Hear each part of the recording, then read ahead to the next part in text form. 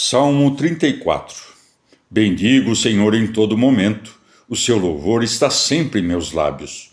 Eu me glorio no Senhor, que o escutem os humildes e se alegrem. Engrandecei comigo o Senhor, exaltemos juntos o seu nome. Consultei o Senhor e me respondeu, livrando-me de todas as minhas ânsias. Contemplai-o e ficareis radiantes, vosso rosto não se enrubescerá.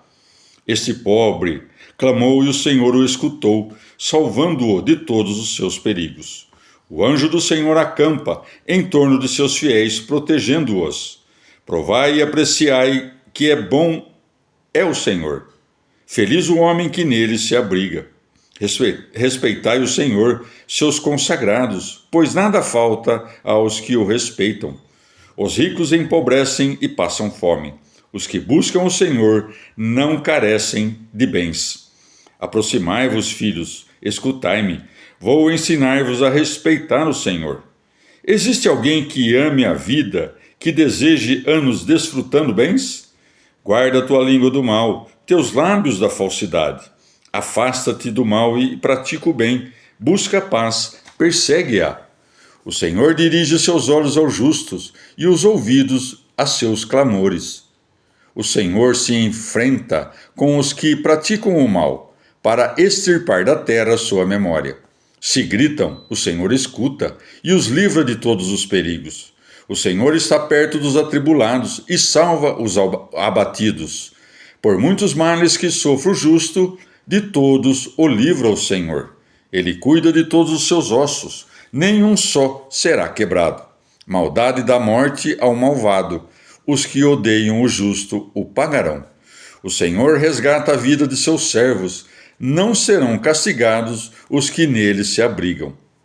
Palavra do Senhor. Transposição cristã do Salmo 34, por Luiz Alonso. Começo pela primeira carta de Pedro, que cita duas passagens do Salmo. A primeira é em 2, de 2 a 3. Como meninos recém-nascidos, ansiai pelo leite genuíno e não adulterado para crescer com ele sãos, já que tendes saboreado quão bom é o Senhor. Dessa forma, o convite do Salmo entra no contexto dos regenerados pelo batismo, porque voltastes a nascer não de semente mortal, mas imortal. A segunda citação abarca a seção sapiencial do Salmo e se lê em 3, de 10 a 12, em exortação à concórdia, à compaixão, ao perdão.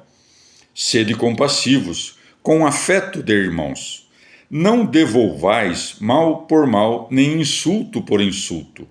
Numa breve carta, duas citações é muito. Não haverá na carta de Pedro outras alusões ou reminiscências sem citação expressa do Salmo 34? Por exemplo, o versículo 20, sobre os sofrimentos do inocente. Pedro se refere ao sofrimento do cristão, ainda sendo honrado e por ser honrado, diz que é melhor sofrer sem culpa do que com ela.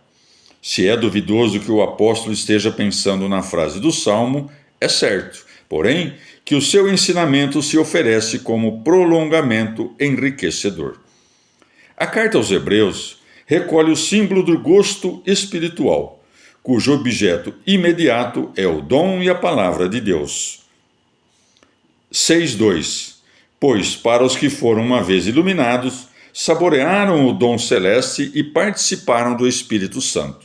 Saborearam a palavra favorável de Deus. Iluminação e gosto, como no Salmo 34, 6 e 9.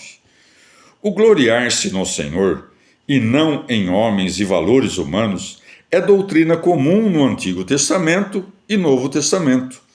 Romanos 5:11, 1 Coríntios 1:31, 2 Coríntios 10:17, Filipenses 3:3.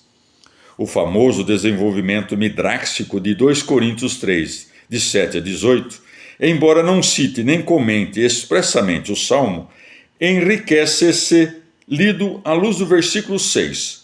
Contemplai-o e ficareis radiantes.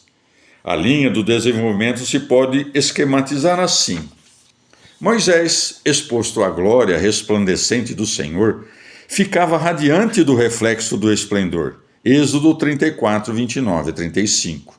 De modo semelhante, qualquer israelita que contemple o Senhor na oração, Salmo 34, 6, e muito mais o apóstolo e o cristão, iluminado pelo Espírito e, pouco a pouco, transformado na imagem do Cristo glorioso. Em João 19, 36, pode-se referir ao Salmo 34, 21, não menos que a Êxodo 12, 46. Não lhe quebrará nenhum osso. O texto de João permite ler em nova perspectiva o final do Salmo. O orante dispõe como paralelos ossos e alento vida. Os ossos são a consistência e estrutura do homem e condição para atuar. O alento é portador de vida. Deus guarda a integridade dos ossos e garante que a vida não será entregue como pagamento de um reato. Pois bem, no caso de Jesus, o paralelismo muda de sentido. O Senhor guarda os ossos, a estrutura humana de seu Filho.